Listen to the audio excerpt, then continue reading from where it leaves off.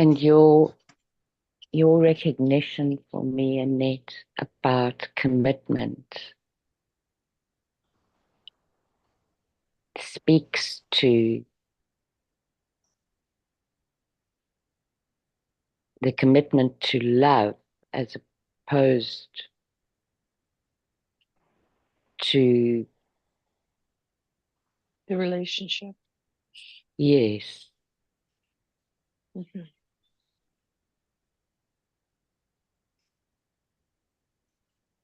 or the person, Mm-hmm.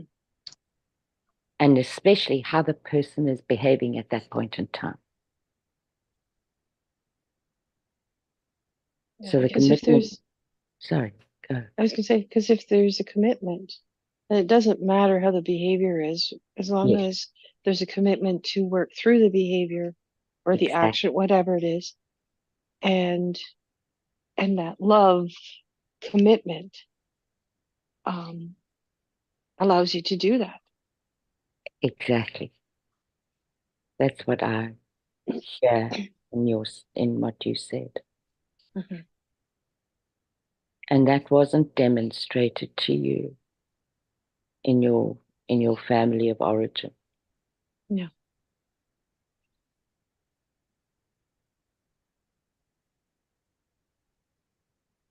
Yeah, and eventually you realize that love is not something you try for, it's not you acquire, it's just who you are. Hmm. Bingo. That is so true. Because in when you realize all that other stuff and you realize that the love starts within you, that you love yourself and things about yourself, and that you're comfortable in your own self, that's where the real love is. Mm-hmm. And you can't, like Pascal says, you can't just try it out here and there willy-nilly. Mm. Love is much more than just a word. It's composed of respect, commitment, lots of things. Mm-hmm. And it all starts with oneself, self-respect, committed to oneself. Mm-hmm. And then you can make it lovable that you are sharing it. Lovable.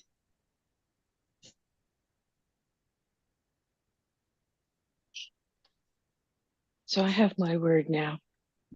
And Jesse opened up and said, um, I might be paraphrasing here. Jesse, correct me if I'm incorrect. Dreams unexpectedly coming true. And my word with respect to that is unexpected quiet.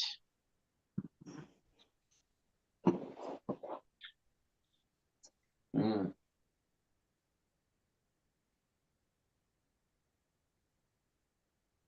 Because I realized I had one of those moments this week. And I was trying to navigate through it in the last 2 days. And I realized at that moment, or since then, to come up with my word, that the quiet that has come into my life, into my being more so, um, is very unexpected because I didn't think it would be this way. Mm-hmm. And the only reason why I didn't think it would be this way is because I had no way of knowing that, because this is something very new. I had no way of knowing. I could only presume. And that's what I did before. Mm.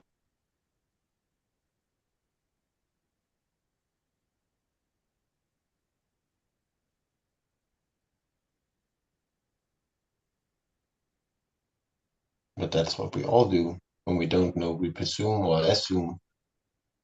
Mm-hmm.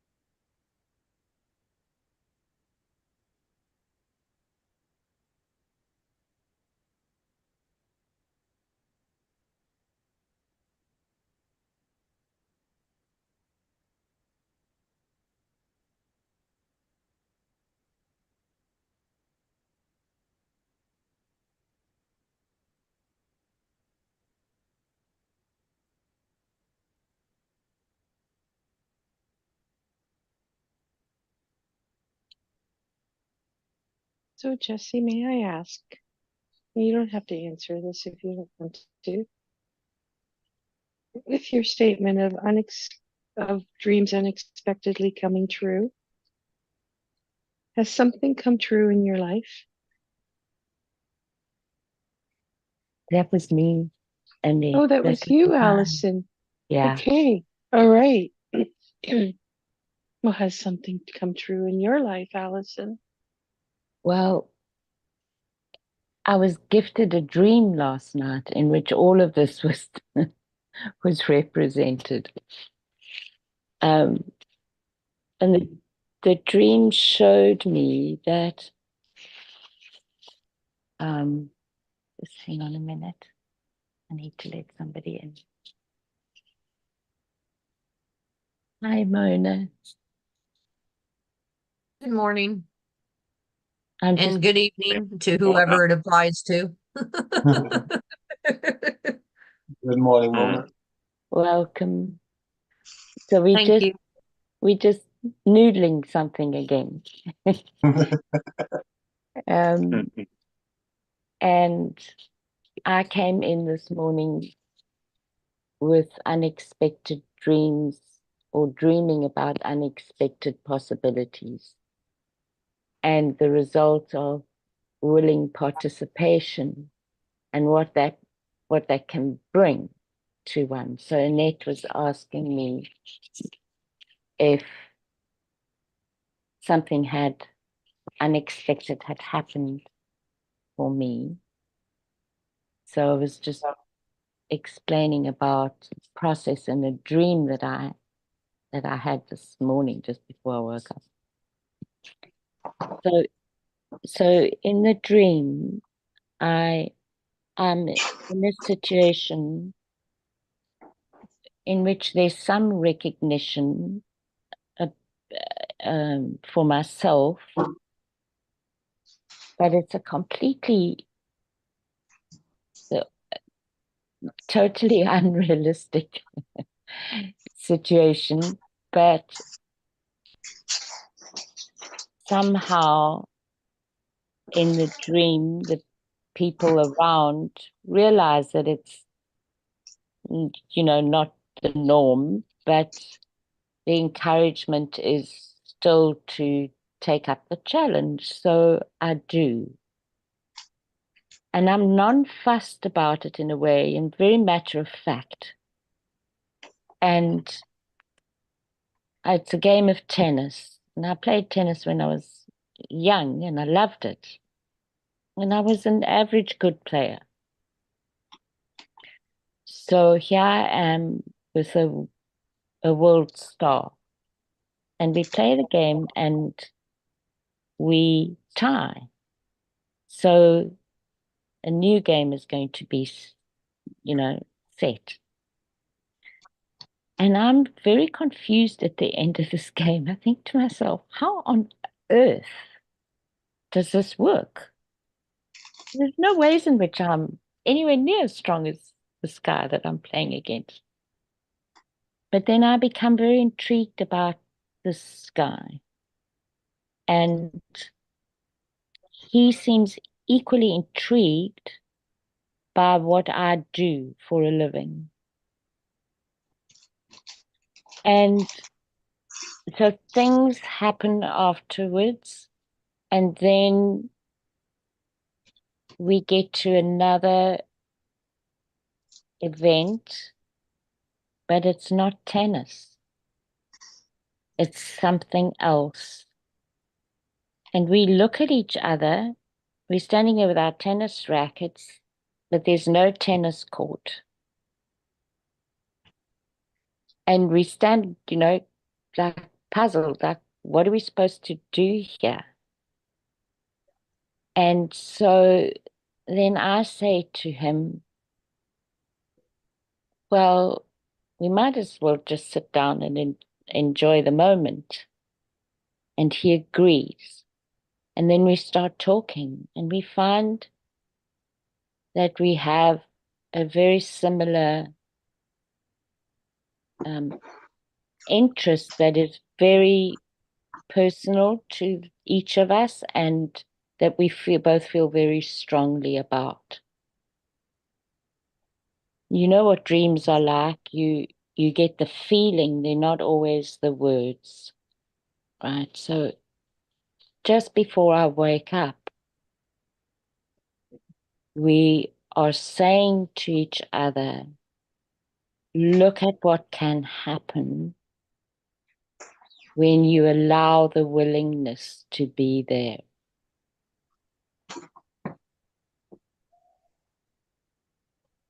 So for me,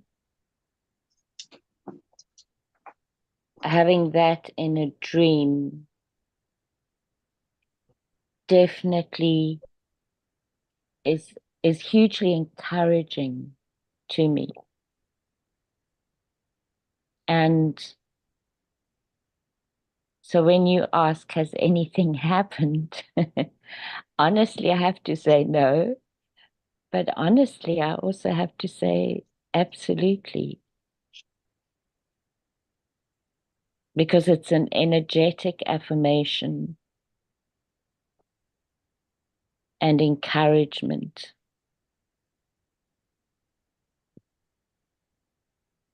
for Pascal's words were tapping inward, finding your energy inside of you, finding the infinite possibilities inside of you.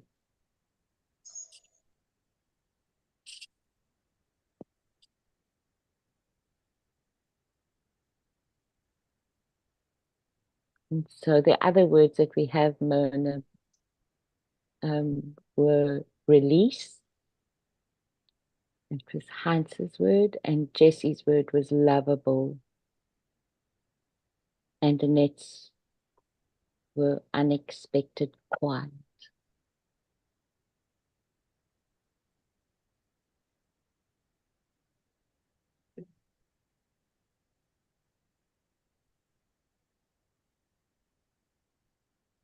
What I find really cool about your dream is that you remembered so much of it so clearly.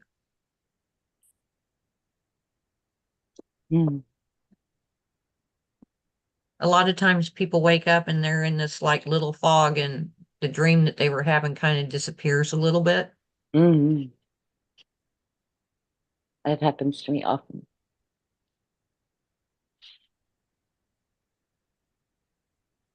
So knowing that you remembered all the whole dream, what does that mean for you? That it's a message. And it's a What is reflection. It's a reflection for me of that the energy and the stamina that I want that is not present right now is still possible. There's still many possibilities from just being willing. That's all I need, is just to be willing.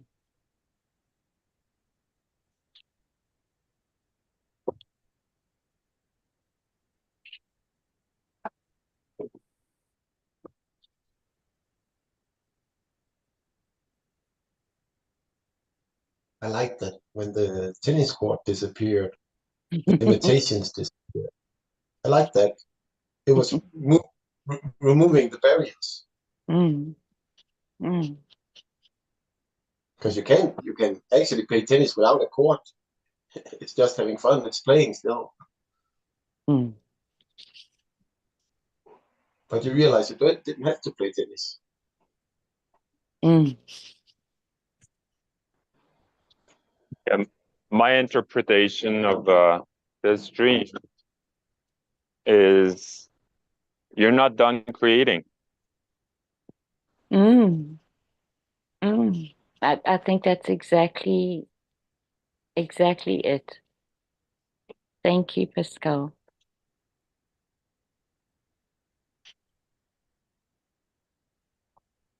I got the same sense or similar sense what Pascal did.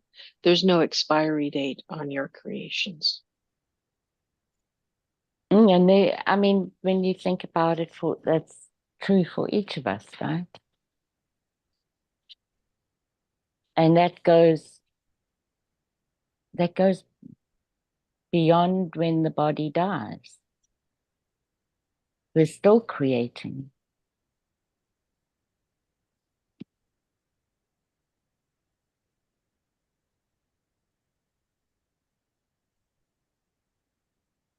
Because the body contains life.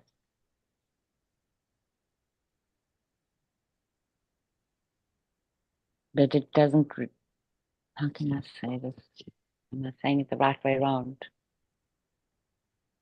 Life contains the body, not the body. Yeah, life contains the body, but the body also contains life. But when the body drops away, that's like the tennis court dropping away. Mm.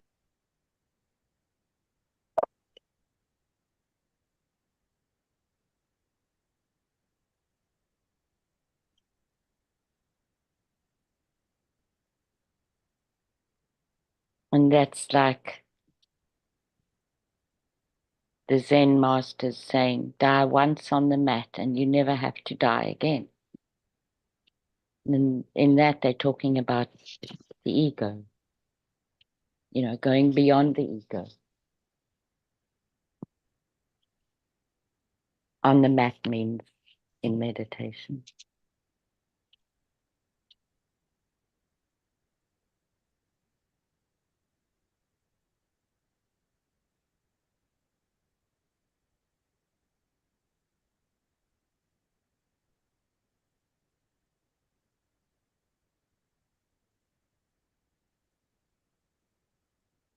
If you allow yourself to let go of the ego, which for me, I feel in my limited way,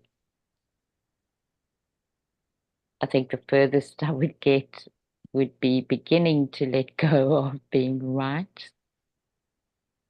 Mm. Um, I can relate.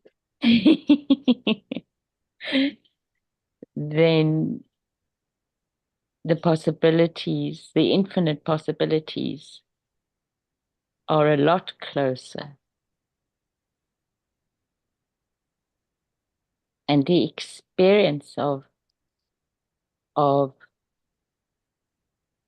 what I call expanding horizons is so much more present in us.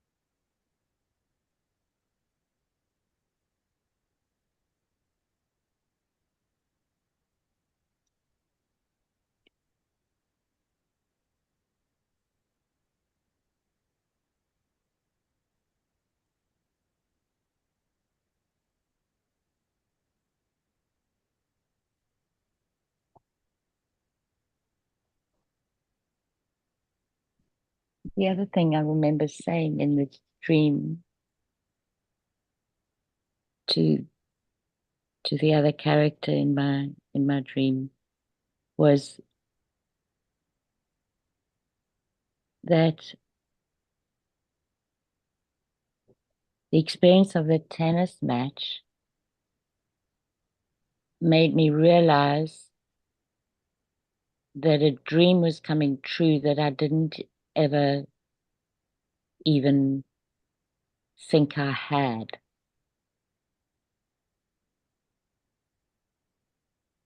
So there was this unexpected experience that was enormously uplifting. And I didn't realize that I wanted that.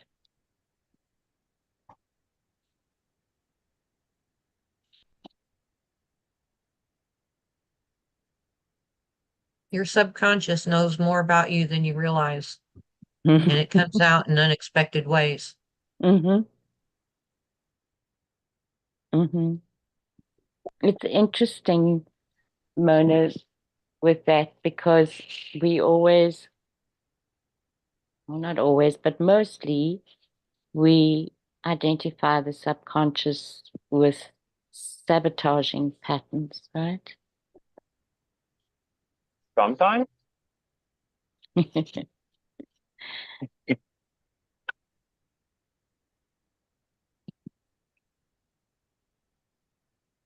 And it holds a lot more than that.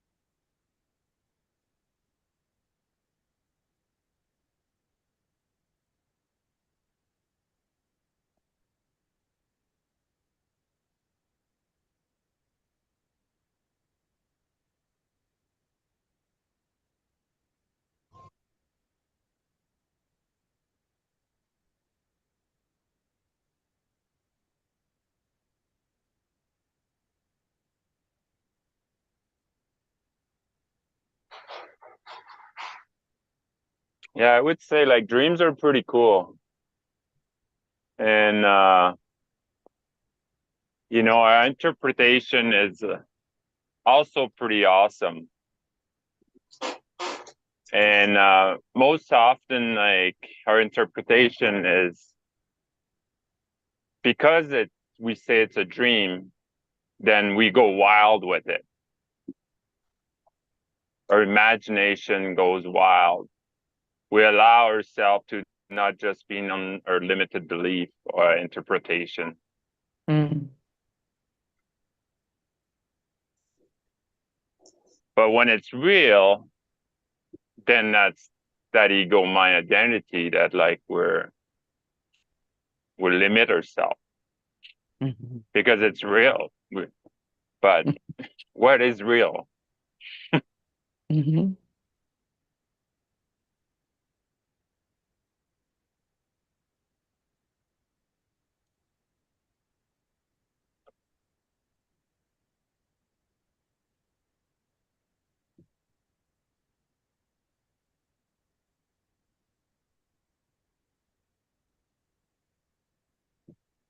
And that's going to be my practice when my son say, "Oh, I saw dragons and then like firefly and then like Cinderella was there too." And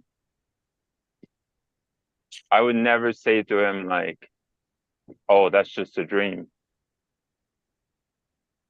Mm. That's not real, son." Mm.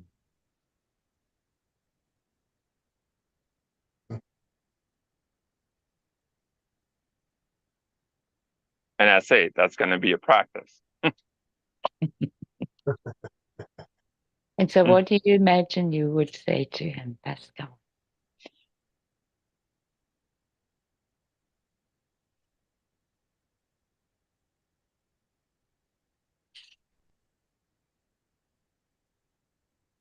I think I would just embrace his imagination, Mm-hmm. not really. So you I would ask, would kind of just say like, and what else? yes, you would be asking And questions. and Yeah.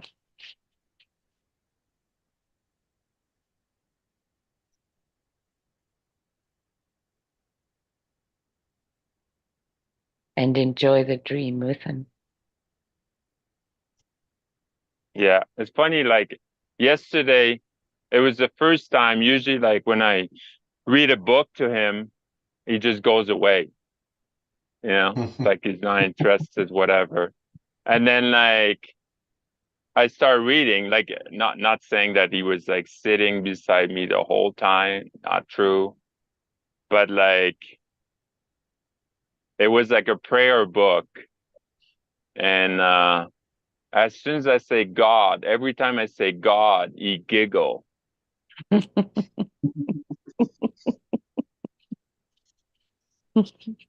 It's so cool. Like I was just like, what?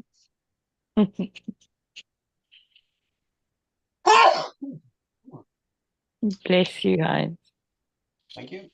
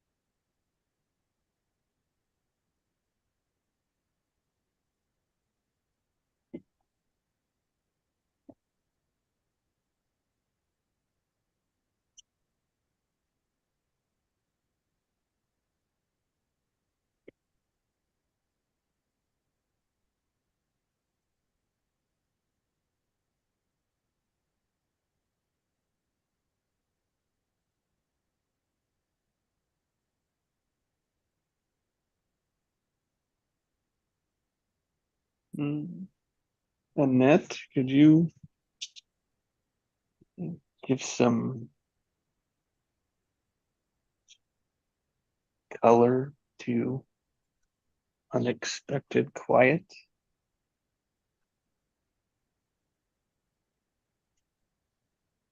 Color. Like the quiet.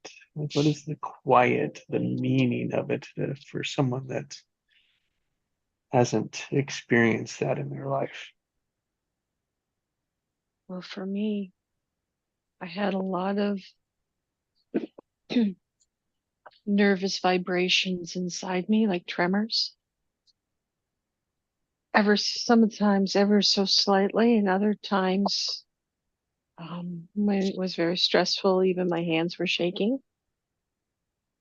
The shaking part subsided about a year ago, but I would still get these vibrations, and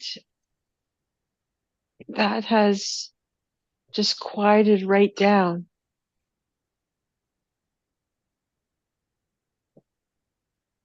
And what it's done, it's created an expansive space, because the vibrations, the vibrating part, was energy being used in my body. And now it's like I have energy, but it's not being active. Does that make sense? It's not showing, and it's all nervous related as well. It's through stress and everything. That's how my body was coping.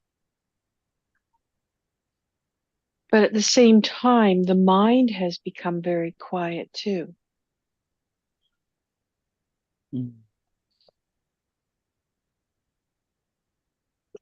And maybe I'll just go into a little more detail. What I participated in was a 9D breathing exercise, a meditation. And that in itself was nothing like I've ever experienced before.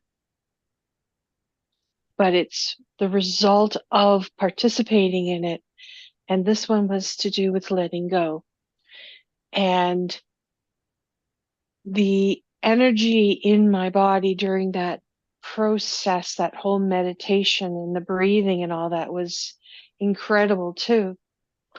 And it's like it released so much that I didn't realize was pent up in the deepest, darkest parts of my body, like right down to my toes. And I had a wish, I had a dream of letting something go, something very big. And I've been working away at it and trying and working away at it, and it would just creep back into my mind, and then the body would start vibrating and shaking again. And ever since the 9D breathing meditation, I haven't had that. I haven't had the thoughts. And this morning I tried to think of the thoughts, and it was like, oh, it was there, but it's not there now. And it doesn't give me the same charge as I did before. Now it's like, meh, yeah, it was there. So this morning I thought, oh, am I ever going to forget the memory?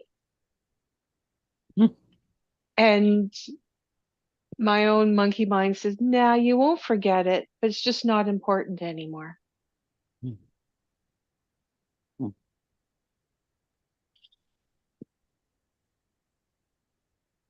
What I I hear really, sorry, go ahead, Mona. I really like that awareness that has shown up for you in that. It shows a lot of growth.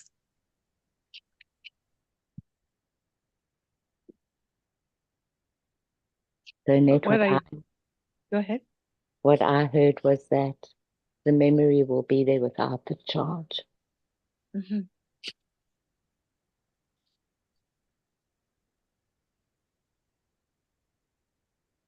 But what I didn't realize until today is the amount of energy that was required from within me to get to this point. Hmm. And it was done in a 2-hour time period, as opposed to another 2 years. Hmm. So that is the unexpected part. Hmm. I knew I wanted to get here. I didn't know when. I didn't know the exact how. But whatever I was doing over the last 2 years, year and a half, was working. But I guess there's another word I could choose to explain this is ruminate. I'm not ruminating in it in the same way. Hmm.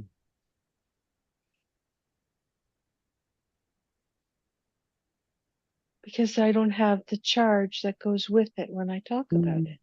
Mm-hmm. So does it just become a passing thought that you don't hold on to? Yeah, and that's why I asked myself, am I ever going to, remember what, you know, about my family or about a relationship or whatever? Am I ever going to forget about it? Like it's the charge is just isn't there. And it's because I believe it's because the ruminating part isn't there to keep that charge, keep that spark going on that charge. Hmm.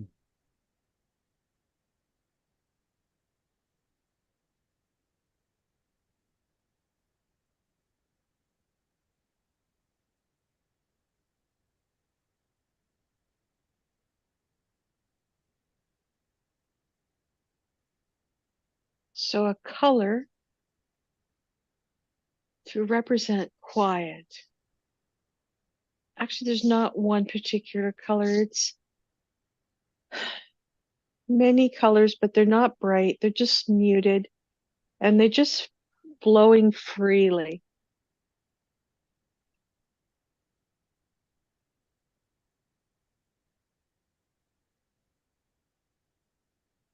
Because if it was bright, it'd be energized. But these are the same colors, but just kind of floating, flowing freely.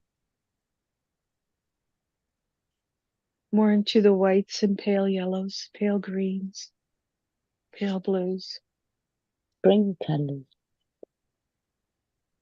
Yeah.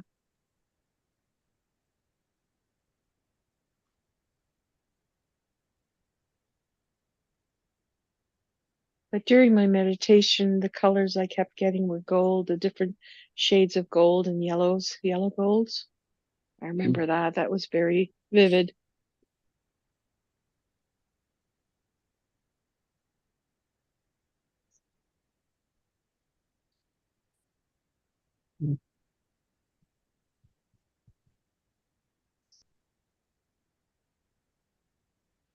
Thanks, Annette. What I was triggered with when you first said it was how I would relate to it was peace. Mhm. And really, like I was gonna say, like there's very little energy in peace, yet there's a whole lot. Mm. Mm. Because it's free flowing. Mm. It's momentum, yeah. It's, Mm. it's Mm. the resistance, which is an energy, right, is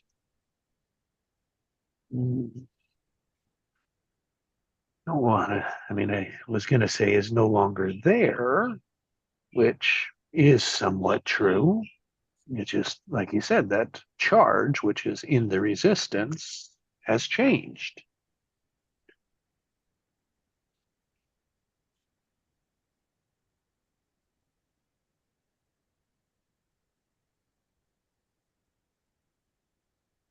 And the unexpected part was how much it changed in in a very short period of time.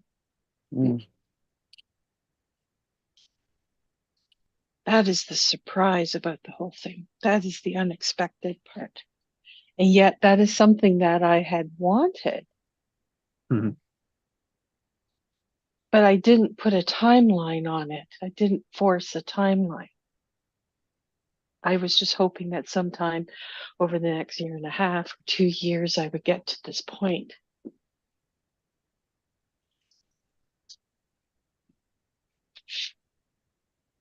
Mm. Based on what happened over the last horizon of time. Correct. Correct. Yes, because what that becomes a measuring stick. Mhm. For the next cycle or the next section, next chapter. Yeah, like as if like that matters.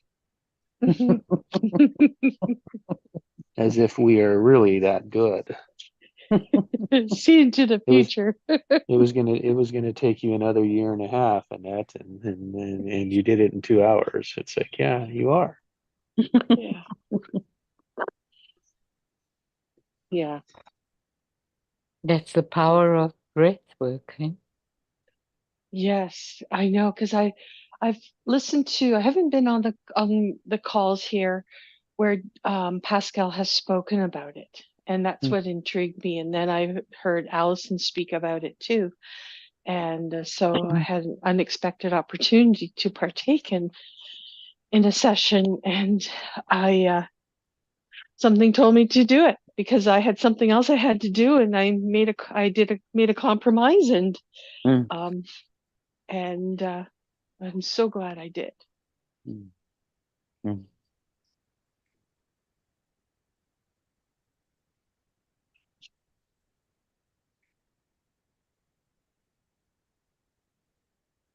It was the willingness to partake. Mhm. You made it happen. It was time. Mm-hmm. Yeah, you Hey, tap no. in inward, like while you were doing your breath work, Mm. and you tap into the truth, Mm-hmm. Yes. and you realize that resistance or whatever wasn't you, and that's how you were able to let it go. Mm-hmm. By exhausting yourself to do breath work, and eventually, like the ego mind just was like, okay, that's it. I can't handle it anymore. You know, because like when we do breath work, like, you know, it's the conscious mind that like in and out, in and out, in and out, and eventually, like a power inside of us, like take over. That's what happened to me. You know, it's like it's not even my body, and it doesn't matter if I breathe for like 20 minutes or I breathe for like an hour. Eventually, like there's no effort with it. And that's And that it's like energy that, it's like sorry, that's that yeah, energy that comes up, right? Mm. yeah.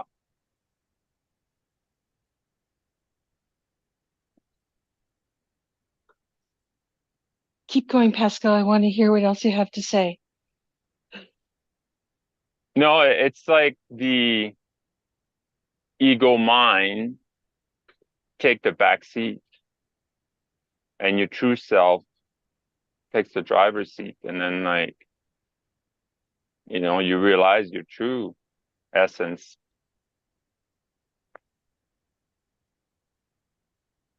And you realize also like that, like all the energy that you expand everywhere. Because RJ says like a beautiful thing. He says like truth doesn't need your participation, lies do. Ah.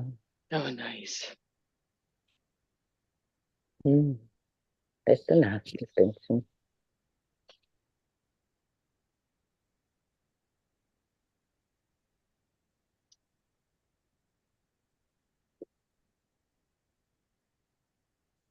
So resistance takes more energy than just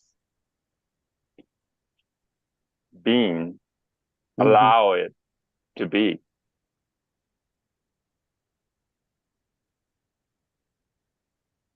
Is that crazy? That's insane. Mhm. That's insane. Whoa. What type of being we are, eh? Mhm. Jesus.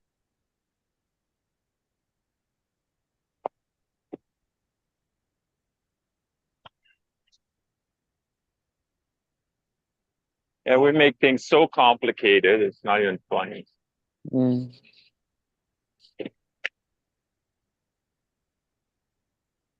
Yeah, that's a distraction. Mm-hmm.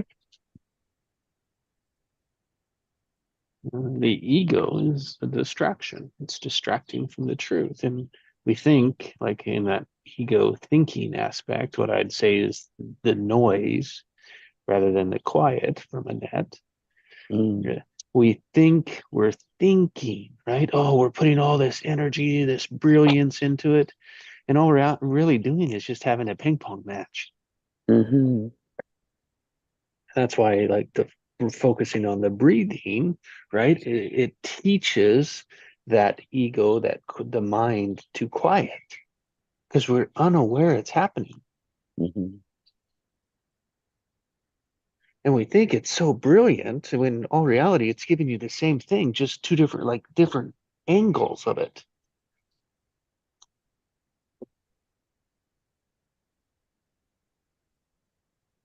It's so meaningless because it's just replaying the same thing over and over again. Mm. We think we're going somewhere. And it's so exhausting. Yeah. Stress, right? It doesn't go the way we were wanting it or think it should, and blah blah blah. Or it's just because we have expectation Mhm. instead of enjoying the process. We're focused on the end result.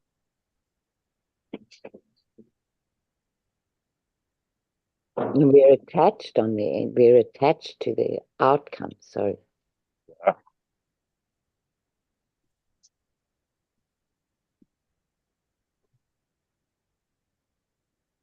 there's a difference between having an intention for an outcome and attaching to the outcome. Yeah. A big one. Mhm.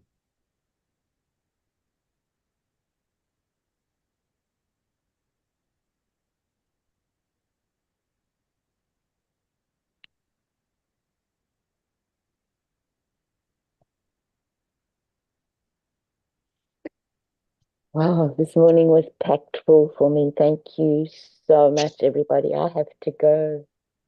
Have Thanks, a Allison. great day. They